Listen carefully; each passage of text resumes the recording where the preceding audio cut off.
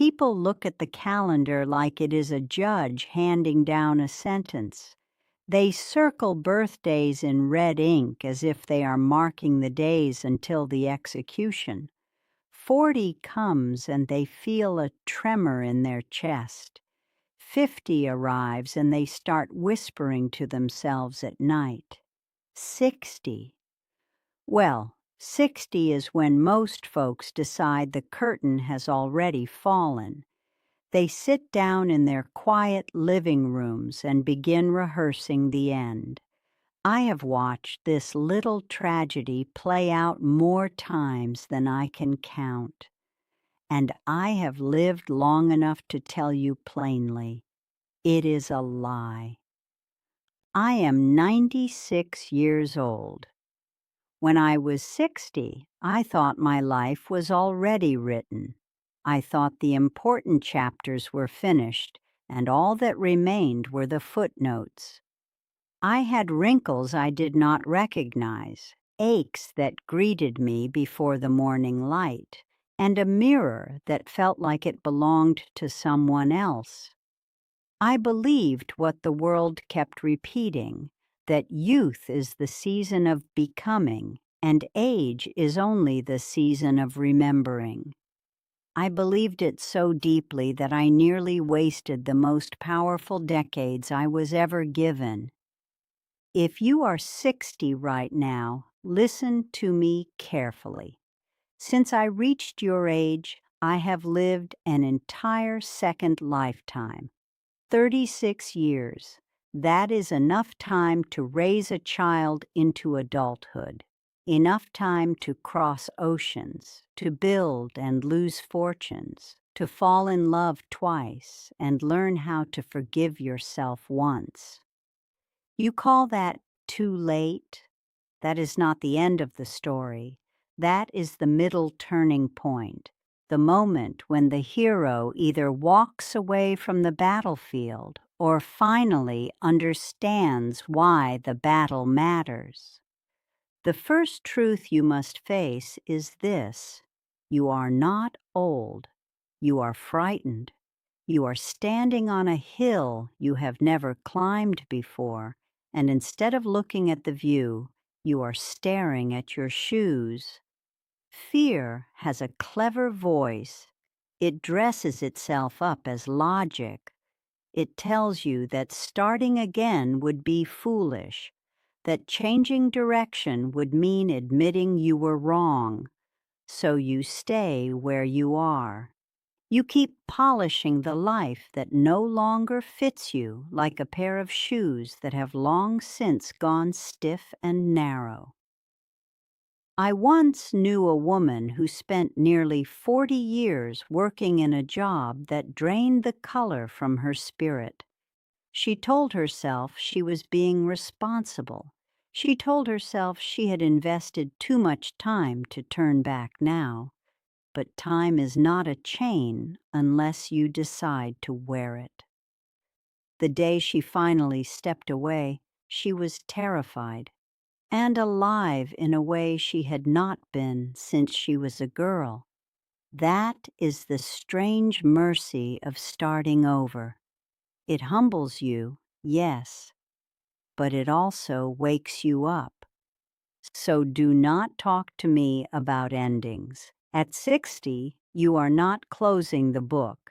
You are simply turning to a blank page, and you are holding the pen, whether you realize it or not. Let me tell you something most people will never admit out loud.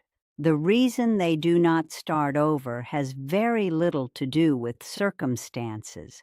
It has almost nothing to do with money, opportunity, or even health. It has everything to do with the quiet contract they signed with fear years ago. They promised themselves they would not risk embarrassment. They promised they would not look inexperienced. They promised they would not step into rooms where they might be the least knowledgeable person present. And so they built a prison out of comfort and called it wisdom. When I was 62, I found myself standing in my kitchen one gray winter morning, staring at a cup of coffee that had gone cold. My husband had passed the year before. My children had lives of their own in cities that felt as distant as other planets. I had a house full of furniture and a heart full of silence. For the first time, I understood how easy it would be to slowly disappear while still breathing. That realization frightened me more than death ever could. Death is final. Disappearing happens inch by inch, day by day, until one morning you realize no one is asking what you dream about anymore, not even yourself. So I made a decision that felt reckless at the time. I enrolled in a night class at the local college. Imagine that. A woman with silver hair sitting among students young enough to be her grandchildren, clutching a notebook like it was a lifeline. I remember the way my hands trembled the first evening. I was certain they were all staring at me, wondering what mistake had been made to place an old woman in their midst. But no one laughed. No one pointed. Most of them were too busy worrying about their own insecurities. That is when I learned a profound lesson. The spotlight we fear is usually an illusion we shine on ourselves. Humility became my greatest ally. I asked questions. I wrote down words I did not understand. I stayed after class to listen, to absorb, to practice. Slowly, something extraordinary began to happen. My mind, which I had assumed was fading, started to sharpen again. Curiosity returned like a long-lost friend knocking gently at the door. I began waking up with purpose. There was something to prepare for, something to improve, something to look forward to beyond the routine of meals and medication schedules. Do you see what I am telling you? Purpose is not a luxury reserved for the young. It is oxygen for the human spirit. Without it, we suffocate quietly behind polite smiles. With it, even an aging body can feel like an instrument tuned for a new performance. You may move slower, yes, you may tire sooner, but your focus becomes precise. Your efforts become deliberate. You waste less time chasing illusions because you have already seen how quickly illusions crumble. There is another lie that keeps people trapped after 60. They believe that rest is the reward for surviving adulthood. They dream of a future where responsibilities fall away and days stretch out like empty fields. But an empty field, left unattended, does not remain peaceful for long. It grows wild with weeds. The same is true of the mind. When you stop challenging it, it does not relax. It decays. I have watched vibrant men and women retire into stillness and, within a handful of years, lose the spark that once made them unforgettable. Activity is not the enemy. Meaningless activity is. Busy work will exhaust you. Purposeful work will sustain you. There is a difference between running on a treadmill and walking toward a destination that matters to your soul. One drains you, the other nourishes you. At 60, you finally possess the discernment to tell which is which. That discernment is not a weakness, it is leverage. It allows you to invest your remaining decades in endeavors that align with who you truly are, rather than who you were expected to be. I remember meeting a gentleman in his late 60s who had spent most of his life believing he was not creative. Numbers had been his safe harbor. Spreadsheets and balance sheets had defined his identity. Yet after retiring, he began sketching in the margins of old notebooks simply to pass the time. Those sketches evolved into paintings. Those paintings turned into exhibitions at small community galleries. When I asked him what had changed, he smiled with a mixture of pride and disbelief. "Nothing changed," he said. "I just stopped telling myself I was too late." The truth is, reinvention is not about discarding your past. It is about repurposing it. Every hardship you endured, every mistake you made, every compromise that once felt like defeat, all of it becomes raw material for a wiser version of yourself. Youth builds quickly, but often blindly. Age builds slowly, but with intention. A young architect may design a magnificent house that collapses in the first storm. An older one constructs foundations that can withstand decades of shifting weather. Do not misunderstand me. Starting over after 60 is not romantic. It is not glamorous. It will test your patience in ways you did not anticipate. There will be mornings when your joints protest and evenings when doubt creeps in like fog along the shoreline. You will question whether the effort is worth it. You will be tempted to retreat into the familiar comforts you once vowed to escape. That is precisely the moment when growth is taking root beneath the surface. Progress rarely announces itself with fireworks. More often, it arrives quietly, disguised as persistence. I have come to believe that courage in later life is purer than the boldness of youth. Young people leap because they do not fully comprehend the consequences of falling. Older people leap despite understanding those consequences intimately. They jump with eyes wide open. That kind of bravery reshapes not only individual lives but entire families. When grandchildren witness their elders pursuing new dreams, they learn that possibility does not expire with wrinkles. They learn that time is not an enemy but a canvas that keeps expanding as long as the heart remains willing to paint upon it. So if you are standing at the threshold of 60 or beyond, wondering whether it is foolish to begin again, let my story serve as evidence. I did not reclaim my purpose overnight. I reclaimed it step by trembling step, question by unanswered question, failure by humbling failure. Yet each small victory stitched together a renewed sense of identity. I was no longer merely surviving the passage of years. I was shaping them. And that, my dear listener, is the difference between aging and living. Aging happens automatically. Living is a deliberate act.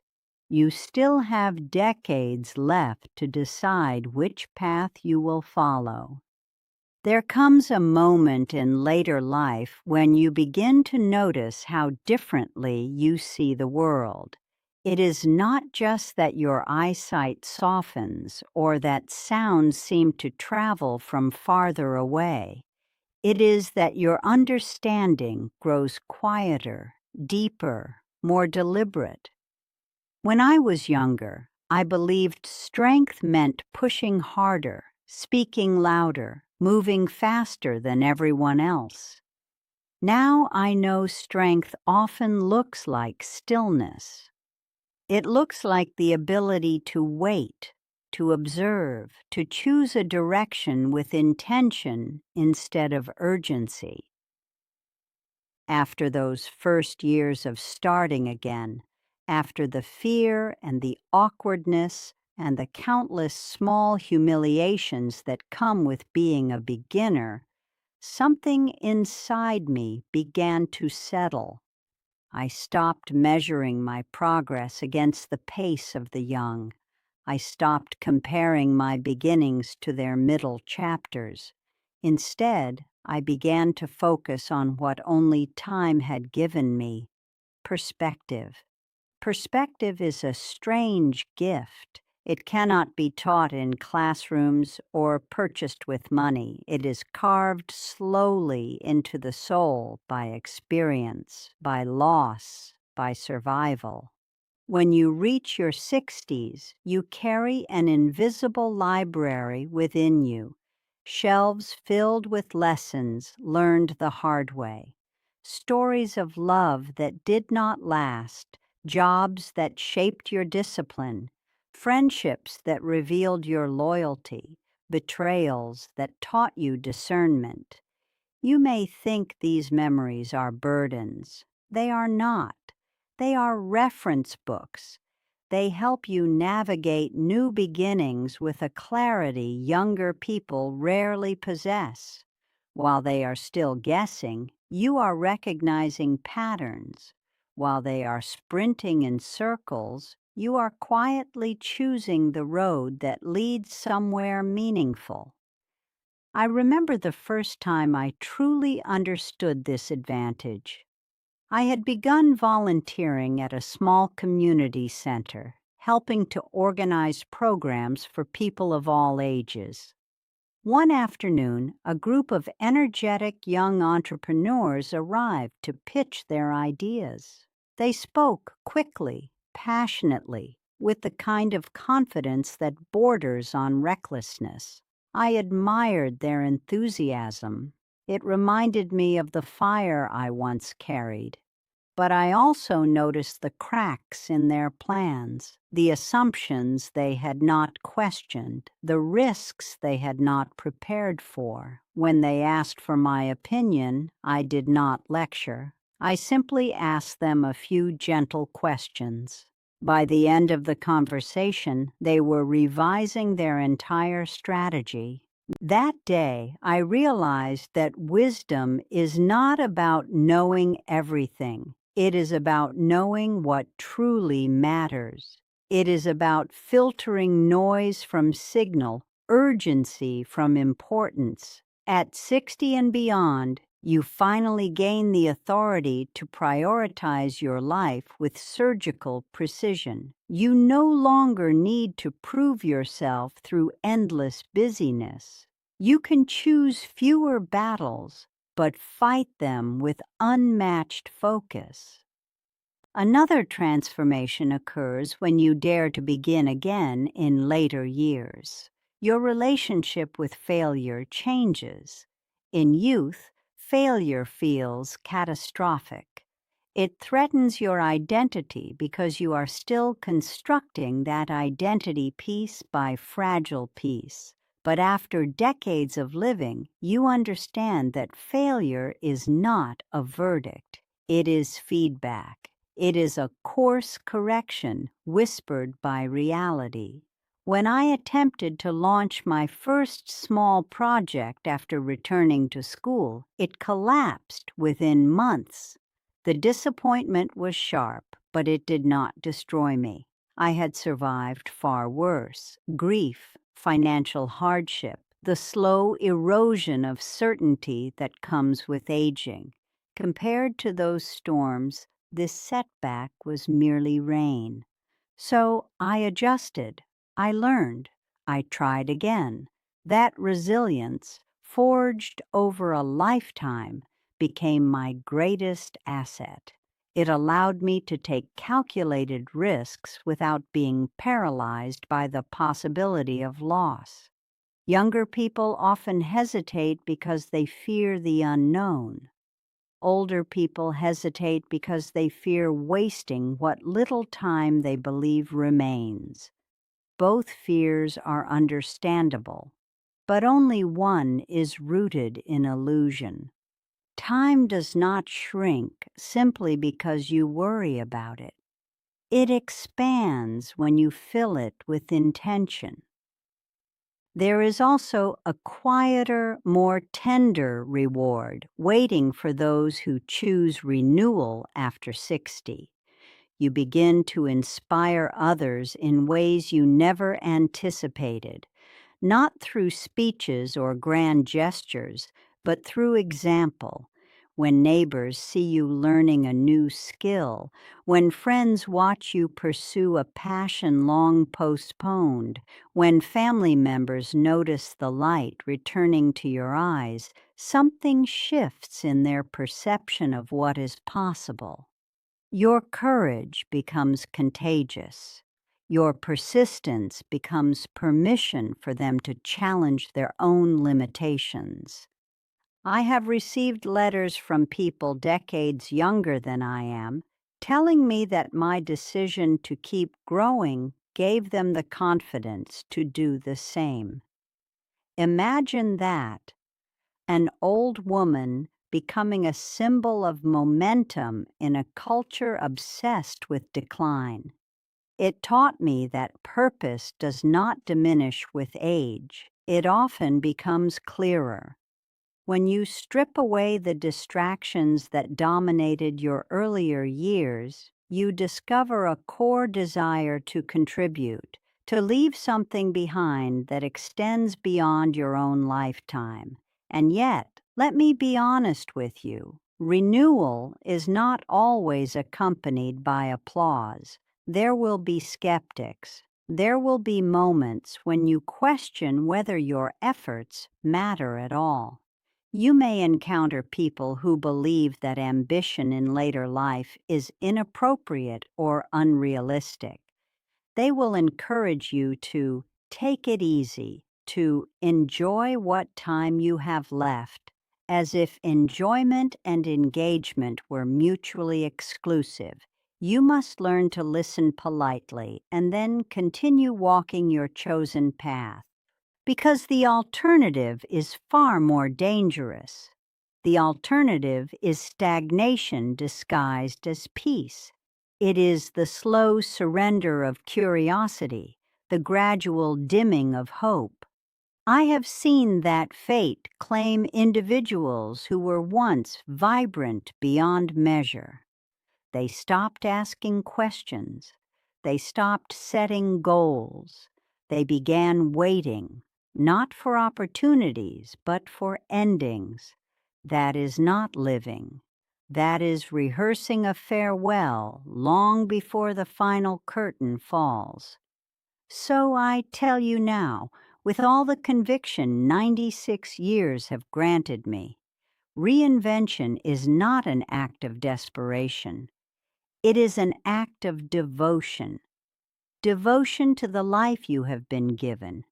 Devotion to the potential that still flickers within you.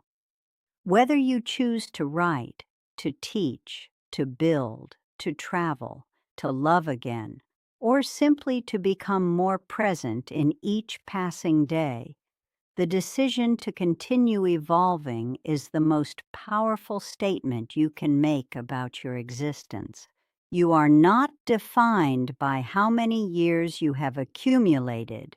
You are defined by what you do with the years that remain. And believe me, there are more of them than your fear would have you believe. There is one more lesson I must give you before we leave this part of the road together. It is about time, not the ticking of the clock, but the way you feel it inside your bones. When you are young, time feels like an endless highway. You speed along it without checking the map, certain that there will always be another exit, another sunrise, another chance to begin again. But after 60, time becomes more personal. You start to sense its weight. You begin to understand that every morning is a gift wrapped in uncertainty. Some people react to this awareness by shrinking. They lower their expectations. They tell themselves that small, safe routines are enough. They confuse caution with wisdom. I almost fell into that trap myself. There were days when I thought the bravest thing I could do was simply endure, to move quietly through the years without disturbing anyone, without making any more mistakes. But endurance is not the same as fulfillment. Surviving is not the same as living. One afternoon, while walking through a park near my home, I watched a group of children trying to fly a kite. The wind kept changing direction, tugging the string from their small hands. They laughed each time the kite dipped and stumbled. They did not interpret failure as a sign to quit. They treated it as part of the game. Standing there, leaning on my cane, I realized how serious I had allowed myself to become. I had forgotten that growth is supposed to feel uncertain, even playful at times. So I made a quiet promise to myself that day. I would not measure my remaining years by how safely I could pass through them. I would measure them by how fully I could engage with them. That meant taking chances, not reckless ones, but meaningful ones. It meant saying yes to invitations that intimidated me. It meant allowing myself to be seen trying, struggling, improving. And with each small risk, my world expanded again.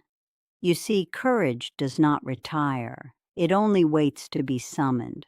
And when you summon it after decades of experience, it carries a depth and steadiness that youth can rarely sustain. That is why beginning again after 60 is not a step backward. It is a step into a wiser, more intentional version of yourself.